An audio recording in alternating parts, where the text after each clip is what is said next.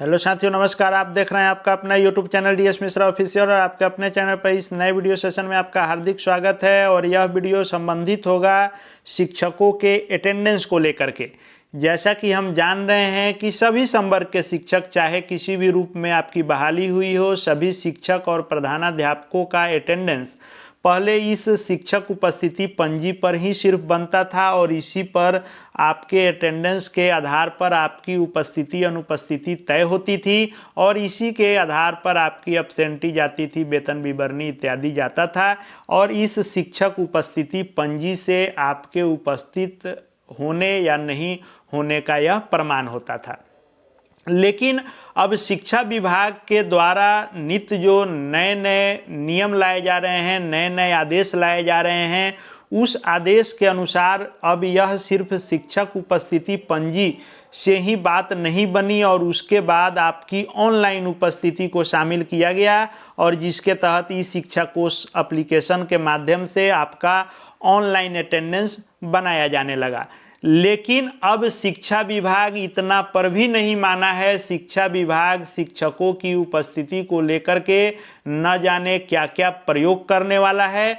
अब आप यदि ऊपर जो हमने देखा कि यह जो शिक्षक उपस्थिति पंजी है, इस पंजी पर भी आपका हस्ताक्षर है और साथ ही साथ आपने ऑनलाइन अटेंडेंस भी बनाई है, यानी भौतिक रूप से आपने विद्यालय में अटेंडेंस बनाया है अटेंडेंस रजिस्टर पर, और ऑनलाइन भी आपने इस शिक्षा कोष पर अपना अटेंडेंस दर्ज किया है और आप समय से विद्यालय गए हैं, दिन भर अपने कर्तव्यों का निर्वहन किए हैं, समय से विद्यालय से आउट हुए हैं और आपका अटेंडेंस भौतिक रूप से रजिस्टर पर बना है, ऑनलाइन ई शिक्षा कोष पर बना है, फिर भी आपको अनुपस्थित माना जाएगा।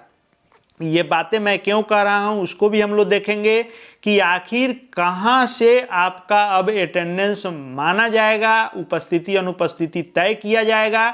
तो इन दोनों के अलावे भी आप यदि रजिस्टर में बनाए हैं, ऑनलाइन बनाए हैं, फिर भी कैसे अनुपस्थित हो जाएंगे उस पर बात करने वाला हूं। तो वीडियो आपके लिए जरूरी होगा, अंत तक मेरे साथ बने रहेंगे और यदि चैनल से अब तक नहीं जुड़े होंगे तो चैनल को सब्सक्राइब करके बेल आइकन को प्रेस कर लेंगे ताकि शिक्षा विभाग एवं शिक्षकों से संबंधित हर महत्वपूर्ण अपडेट आप देखते रहें। तो आपको इस ऑनलाइन अटेंडेंस और स्कूल में आपका भौतिक अटेंडेंस, इन दोनों के बाद जो एक यह फॉर्मेट लाया गया है, जो यह प्रमाण पत्र है मध्याह्न भोजन योजना रिपोर्ट का, इस एमडीएम में जो भी यहाँ पर डिटेल होगा यह सब भरा हुआ रहेगा। भौतिक उपस्थिति बच्चों की, उसके बाद मध्याह्न भोजन जो है ग्रहण करने वाले, अंडा मौसमी फल इत्यादि जो भी लिए उनकी संख्या या पूरा आंकड़ा दर्ज रहेगा। उसके बाद नीचे यहाँ पर सभी शिक्षक जो भी विद्यालय में उपस्थित हैं उनको अपना सिग्नेचर यहाँ पर करना होगा, जितने शिक्षक होंगे, और नीचे में यहाँ प्रधानाध्यापक प्रधान शिक्षक का अटेंडेंस होगा। लेकिन यह अटेंडेंस सिर्फ मध्याह्न भोजन तक सीमित नहीं है। इसके बारे में क्या आदेश किया गया है उसको आइए हम लोग देखते हैं। तो जो यह पत्र जारी किया गया है पत्रांक 328 दिनांक 5 फरवरी 2025 माननीय प्रमुख सचिव साहब के द्वारा, इसमें इन चीज़ों को आप देखें। यहाँ लिखा हुआ है कि इस प्रतिवेदन पर जो ऊपर हमने देखा, इस प्रमाण पत्र पर विद्यालय के प्रधानाध्यापक प्रधान शिक्षक के साथ साथ सभी उपस्थित शिक्षकों का हस्ताक्षर अंकित होगा। और अंकित होने भर ही नहीं है, उस अंकित को अनिवार्य इतना किया गया है हस्ताक्षर के कि यदि कोई शिक्षक अपना हस्ताक्षर अंकित इस पर नहीं करता है तो उसे अनुपस्थित माना जाएगा। यानी आपने देखा ऊपर जो भौतिक अटेंडेंस विद्यालय के रजिस्टर पर है उस पर भी आपका अटेंडेंस होना चाहिए, फिर ई शिक्षा कोष एप्लीकेशन पर आपका अटेंडेंस होना चाहिए, और इन सब के बाद शिक्षा विभाग ने जो यह नया फरमान लाया है उस फरमान के अनुसार आपको इस मध्याह्न भोजन वाले प्रमाण पत्र पर भी अपना हस्ताक्षर करना होगा। यदि इस पर भी हस्ताक्षर आपका नहीं है तो चाहे आपका रजिस्टर पर हो, ऑनलाइन हो, उसके बावजूद भी आपको अनुपस्थित मान लिया जाएगा।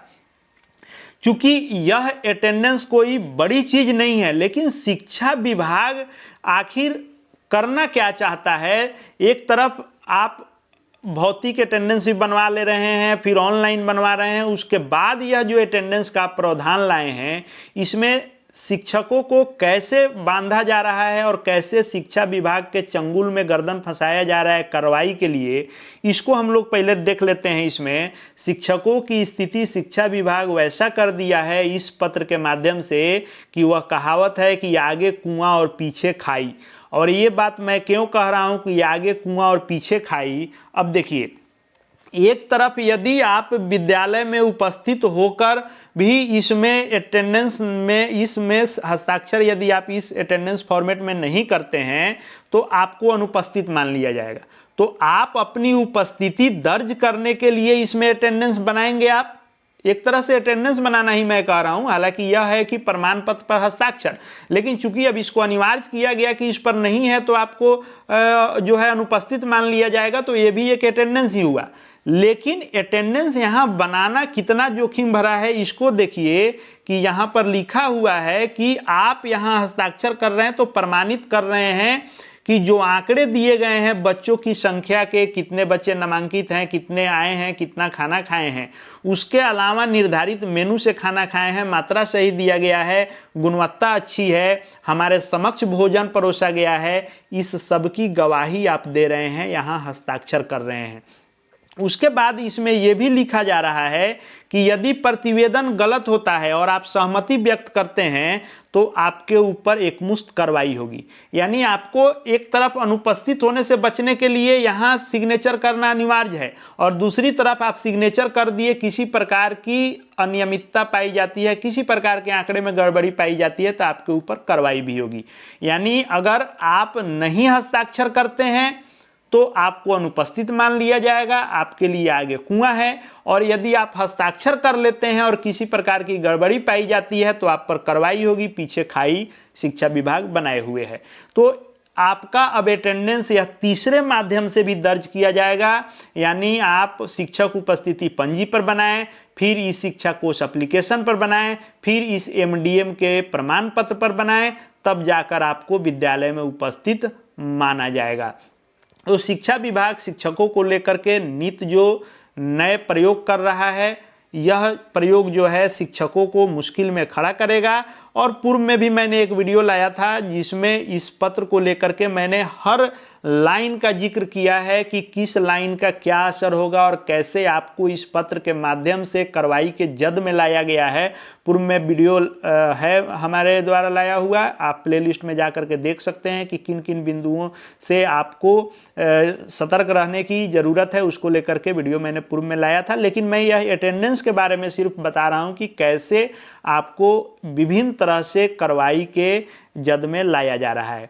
मैंने पूर्व के भी वीडियो में कहा था कि इसके विरोध की जरूरत है, हर स्तर पर इस पत्र का विरोध हो कि MDM वाले पर हम शपथ पत्र पर क्यों हस्ताक्षर करें।